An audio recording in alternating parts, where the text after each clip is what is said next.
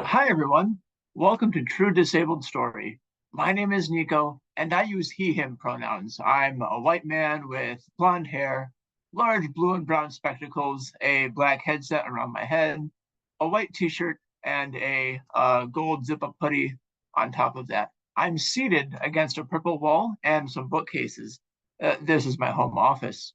Like roughly 25% of Americans, a full 17% of Philadelphians and about 20% of folks globally, I'm disabled. And whether we look locally, nationally, or globally, disabled communities are full of dynamic, diverse, and frankly, delightful people with their own stories to tell. All we have to do is listen. As many of you know, I was born disabled. I've never known differently, and I probably always will be disabled. So I'm naturally curious about other people's perspectives and stories when I get to meet them in community or work with them on a project. I'm so excited to hear from today's guest, my friend Zoe. I can't wait to see what her story is and what perspective she shares. Hi, Zoe. How are you doing? Thank you for joining me. Hey, thank you so much for having me. I am doing good. Um, Looking forward to chatting. Absolutely. Zoe, what was your path to diagnosis like? Tell us that story. Ah, goodness. So I have been disabled my whole life, but I did not realize until my late 20s mostly. Like, for example, I've been autistic my whole life, and I didn't get that diagnosis until I was 27 because I just thought it was normal. I thought everyone had all those things, and yeah, and whenever I read the diagnostic criteria, it was always so, you know, it didn't match me. It's always very deficit based. It's not, what autistic people actually look like. And it's framed very negatively. Like, for example, restricted interests. My interests don't feel restricted, just intense. And also, I made a career out of my interests. So I don't know how that is a bad thing. But my getting my chronic pain, my chronic illnesses, and those physical disabilities diagnosed, that was an absolute nightmare. I spent like 5+ years trying to get doctors to believe me, and it was so hard to. And I went in. Thankfully, in Australia, we have the public health system, but you do have to wait a very, very, very long time for an appointment. Sometimes, up to a year for an appointment, only to hear nothing, and then wait another year to hear nothing. And so I did go private, which was expensive, as I'm sure anyone from America can relate to. Although much more so. That's really really terrible how expensive it is for you all over there. I mean, it's expensive here for us, but yeah, I can't imagine how much worse it is with just a healthcare system that doesn't really help you unless you have insurance. Um, but even over here, it was quite hard. I spent my whole life savings trying to find answers and get enough evidence to get support for our support systems over here, which again, we're very privileged to have, but it's, you know, I once had a house deposit. Not really in this economy anymore. It may have been like a shoebox deposit, but it was something. And because the medical industry does not listen to you, it gaslights you, especially people with a uterus. It went. And knowing that it's even harder for people who are like people of color and LGBTQI plus people and people who don't speak English, it's like, oh my God, like even with my privilege of being a white person, it's still not good. Also, I'm so sorry. I realized I didn't do a visual description of myself when I introduced myself. So sorry. Can I do that now? Or great. So sorry for anyone that's been listening to me without knowing what I look like, but I am Zoe. I use she, her pronouns. I have long pink hair, red lipstick, pink eyeshadow, and eyeliner on. My screen is basically just my face, but you can see like a white wall behind me and a little bit of some disabled artwork. You can't really see it, but it's a person holding a walking stick with birds, and it's very pretty.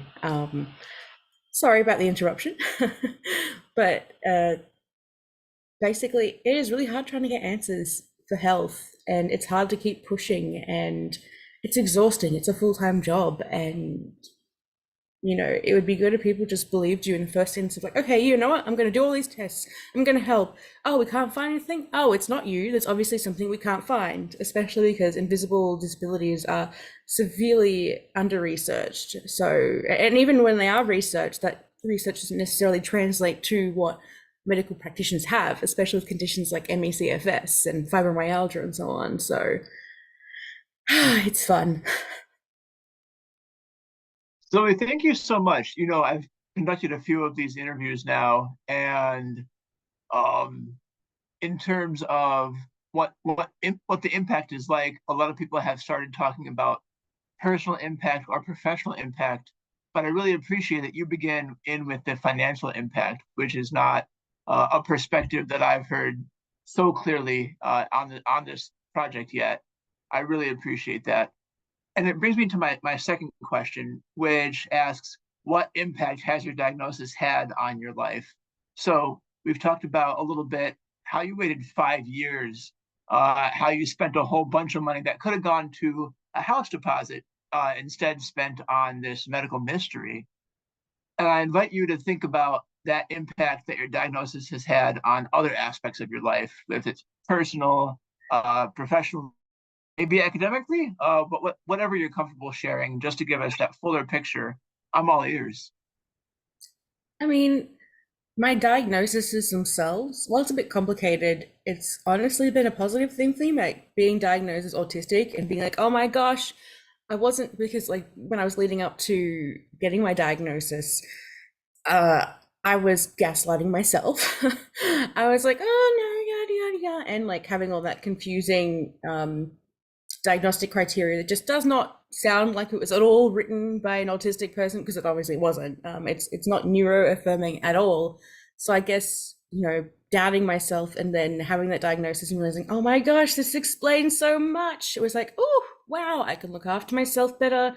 I can respond to these kinds of access needs, because being in chronic pain with fibromyalgia, that's a whole different kind of thing, unfortunately. Like I'd already been coping with the physical pain. I mean, I don't know if I can say coping, more just like existing. But for my autistic diagnosis, it was honestly such a beautiful thing. And to be able to be like, oh my gosh, I can go to the shops and like find stim toys and find ones that work for me and like see how that benefits me in action. And that was amazing. Also being able to then to be say, hey, I'm autistic, and know I'm autistic without feeling like I'm an imposter, which is ridiculous, because like if you think you're autistic and you've researched autism, you're probably autistic.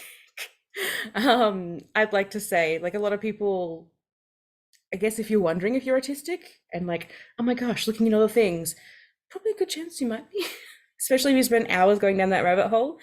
Of course, people can just be interested in their own accord. And for anyone in that situation, I would definitely suggest not reading diagnostic criteria, but reading articles written by autistic people, reading books written by autistic people, because that's a much clearer way of being like, oh my gosh, that just sounds like me, or seeing yourself in certain aspects. For my fibromyalgia diagnosis, it was a bit more, I guess, bittersweet, because I've been fighting for so long, and fibromyalgia is one of the things I had been mentioning to people, and they're just like, oh, la, la, la, la, la, and all these specialists and all these surgeries, and still being told we don't know what's wrong with you, and that was just awful. I don't actually have a diagnosis for my it's likely either endometriosis or adenomyosis, and for those who don't know, that's a condition that impacts like the uterus reproductive system. Basically a whole lot of pain, feels kind of like you're being stabbed and shot in the abdomen, and oh, it's just the worst. It is genuinely such an awful pain that you cannot move when you have. But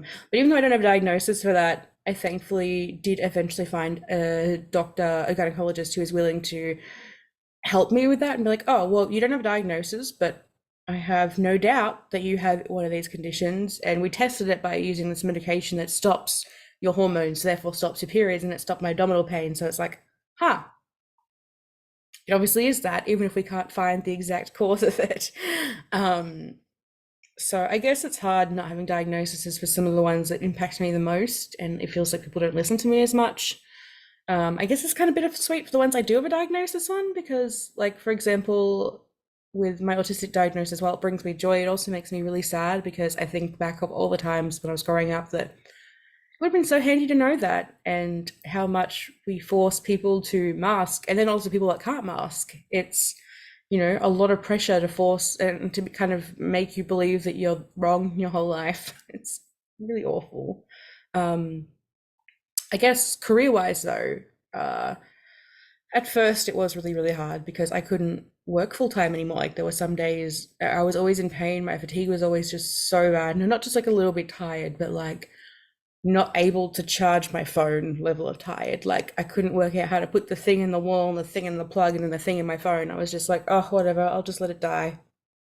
Like that's how tired. Um, you can't work like that. And it was actually good in the pandemic because we were allowed to work from home, but now that's being taken away. And that is actually why I left, because they were going to force me into the office. And I was like, well, when I'm in a lot of pain, that takes a lot of energy actually. And you know, I can look after myself so much better at home. Like the commute, like an hour and a half driving, like that's so much energy and I'm just exhausted by it. It's just sitting in traffic to come do the exact same work in a room that I can do at home and look after myself better and not destroy myself and put that energy towards the work. And even with that, they were still like, oh, you have to come into work when, and I was like, well, what if I'm in pain? Like, oh, well, you don't have to come then. I'm like, well, I'm always in pain. Like, it's not like I mean, I do have good days and bad days, but it's always, bad by most people's standards and doing more harms it. So that was really hard. But it did lead to me jumping into my own copywriting and editing business and also being able to have the flexibility to look into lived experience work to, like I work with a lot of hospitals and researchers and starting to work with governments now on lived experience work, which is really cool. I wish it would pay more. But that's been truly magical. And I guess now being able to combine my professional experience as a journalist, as a writer, as a copywriter, I am also a speaker somehow, which blows my mind. But I guess like when I'm actually passionate about something and speaking, like I did a keynote last year and it was one of the best experiences of my life. I just loved it. I would love to do more. So hopefully that's on the cards. But I guess these opportunities that I wouldn't have had if I didn't have these lived experiences. And that kind of makes me look at it in a positive light, even though it's so hard dealing with pain, it's so hard dealing with fatigue and medical admin and medical gaslighting and lack of accessibility and all the barriers that exist when you're disabled and stigma and ableism and all those things. But it's at least one silver lining has been that I can use those experiences to hopefully raise awareness and create change and smash stigma, or even make someone feel differently or someone feel less alone. And my work has actually done that, which is really cool. Like something I advocate a lot on is that you're allowed to use mobility aids, which is a hard thing for a lot of people because like you feel like, oh, I'm not disabled enough, and like, oh, it's so scary. It is so scary. But like one day I just started using a walking stick, and I was like, wow, this helps. And like the day I used a wheelchair for the first time, I actually cried because I was like, oh my gosh, I can get around without extra pain. I can just enjoy my what? This is magic. And even though it was so good, it still took me a long time, like years, to actually use them more. And I had a lot of people saying like, oh, you don't need that, and like blah blah blah, that's embarrassing, that's why you don't have friends. People literally said that, yeah.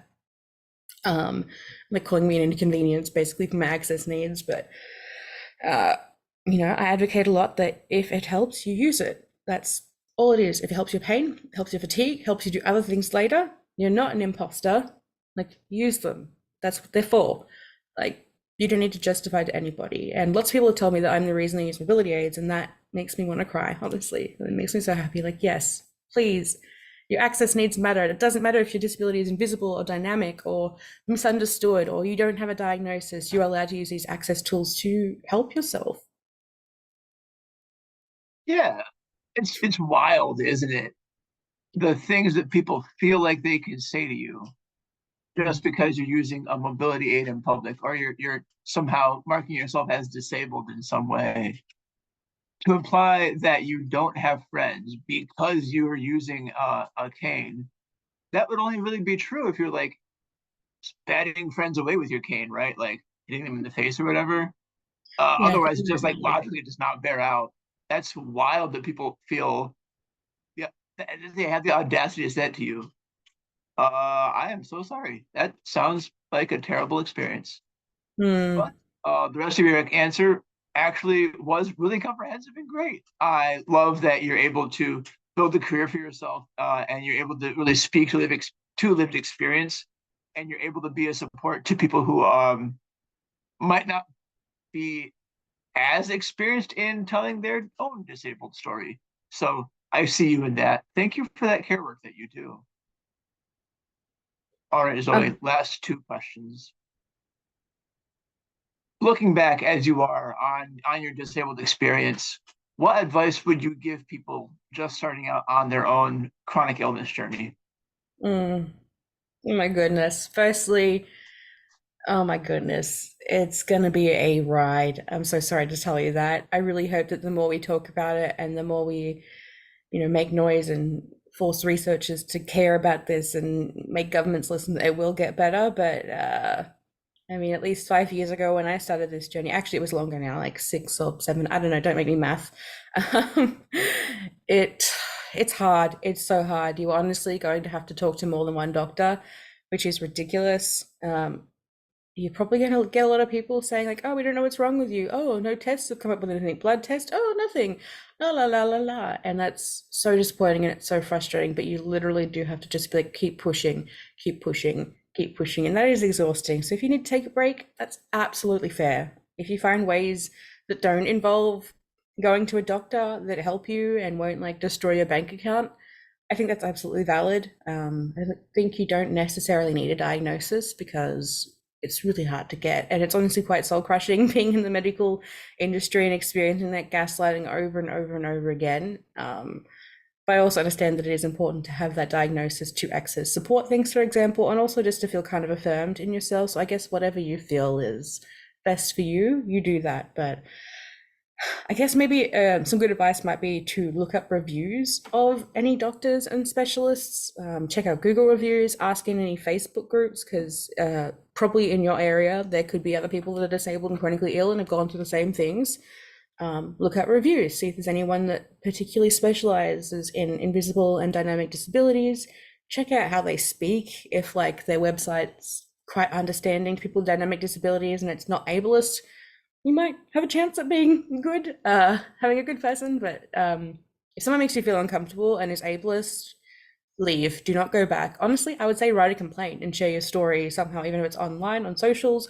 I'd probably say complain to like whatever governing body there is in whatever country you were living in. But like for example, the first doctor I went to get help, because it was like period pain. Well, I thought it was period pain. It was not just period pain. But I went to a female doctor. I was like, okay, she might listen to me. She's got a uterus. She spoke to me for like 5 minutes and didn't even hear all my symptoms and was like, it's dairy. And I was like, no, it's not dairy. And she's like, yeah, it is dairy. I'm like, no. It's like, yeah. I was like, it can't be. I am vegan. I've been vegan for a while. And then she was like, oh, well, it's because of your weight then. Um, yeah, yeah. So like a lot of gaslighting, a lot of fat phobia, especially if Yeah, you're trying to do this with like a curvier, larger body. Oh, don't listen to the fat phobic bullshit. There are good doctors out there. Like obviously having extra kilos should not be causing like, you know, a nerve disorder, for example. So like skinny people also have chronic illnesses and health issues. So size does not indicate health, which makes me so mad. I mean, of course, it can like impact some things, but in terms of like investigating chronic illnesses, investigating anything really, you're more likely to just be gaslit and just told that without actually people actually even looking into it. So I had to look into so many, so many, so many, so many doctors, so many specialists. So I guess like aside from that journey, the biggest thing would be to know you're not alone, to connect with other chronically ill people, to have someone to complain to that gets it. Because like your family and friends that aren't chronically ill or disabled probably won't get it. And that can be really hurtful, but that's why you really, really need to make connections in the disabled and chronically illness community. For me, I just started posting about it online and people eventually responded. And like, following people that you think are cool and responding to their stories or so on, and eventually making friends like that. I've literally made a lot of friends through social media like that. But there was a lot of groups, and there's like, the friend making apps and whatever. I can't remember what they are, but definitely don't go through it alone because you're not alone. And at the very least, even if you don't have physical connections, get online ones. And, there's community like the Chronically Fully Sick group on Facebook. Excellent. It has memes, but also rants. So I would highly recommend that. It's run by some Australian podcasters who also run a Chronically Fully Sick podcast, which I think is great. It's just like chronic illness dream funny podcast. But know it's not you, and know that you don't have to live by non-disabled standards. You live by your own standards and work how works best for you. You don't need to push yourself. Like a lot of the things like, oh, you just have to push yourself. No, that can often make you sicker, especially if you have ME/CFS. Yeah, Obviously, it's it true. depends on your condition. So just do your best. Do things that bring you joy. And if you can find ways that kind of transmute the darkness, like I guess sharing your lived experience or sharing stories or feeling some kind of power or worth from that, that definitely helps. But you don't have to advocate. You can like create art, you can write stories, you can, I don't know, write music, scream into a pillow, whatever's cathartic and available for you. But yeah, it's hard, but you're not alone. And it's the world that's messed up. Indeed, it is. Zoe, thank you so much for all this advice that you gave, and also for talking about another negative doctor experience you had with someone who just told you that all your symptoms were due to dairy, even though you're vegan. I'm so certain, right, that cows must have snuck into your kitchen at night and like put swapped some milk out, gave you the bad kind of cheese with just added dairy to all your ingredients and recipes. They're very sneaky, those cows. That must be. Hmm. They're in cahoots from The the only doctor. real reason, the only possible explanation. I just escape their farms, run hundreds of kilometers to give me milk in my house, specifically Absolutely. for that one doctor. Yes, exactly. And just that one house. I'm sure they all carpooled, but I digress. Zoe Simmons, thank you so much for your perspective, your stories, and your sense of humor. It's been really refreshing speaking with you. The last question for tonight is one that I ask everybody that I talk with, regardless of specific project. If you're interested in building community or building an audience or connecting with others, where can people find you online? Or alternatively, tell me one cool success you have had recently, one win that you're really enjoying. As disabled people, we so rarely get a chance to promote ourselves, brag a bit, to be self confident. And I want to give you that space now. Zoe, be your own cheerleader.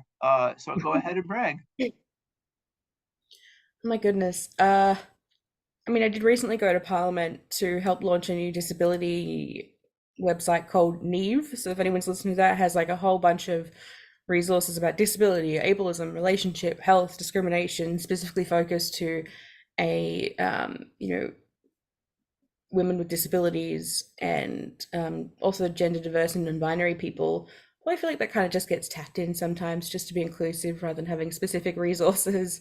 Um, but it is still a great website and definitely important. I was supposed to like have a media opportunity with the like one of the ministers, but she cancelled. So that was a bit that would have been a great thing to share celebration. But just been doing a lot of writing and speaking, and I'm hoping someone offers me something because I'm poor. Gosh, I'm still my best, but yeah. As for how people can get in touch with me, pretty much you can just Google like Zoe Simmons journalist, and I should come up on most things. I have FOMO, so I am on most of the social media platforms. I'm at something beginning with Z on Instagram, on TikTok, on Threads. I'm at it begins with Z on Instagram, and I'm Zoe Simmons journalist on Facebook. I really should get just one for all of those, but yeah. I'd love to connect with anyone and just say hi and good luck on your disability journey. Zoe Simmons does a whole bunch of cool stuff way down under. Thank you so much for taking the time to speak with me, figuring out the time difference, and having the bravery to talk about the good, the bad, and all that messy in between stuff with me. Wherever you go, whatever you do, new friend, I'm rooting for you, and I can't wait to see what you do next. Thanks so much. It's been so great to chat. I Oh, hope something was useful and I didn't just babble, or at least no, someone no. laughed listening. All right. Take care, friend. See ya.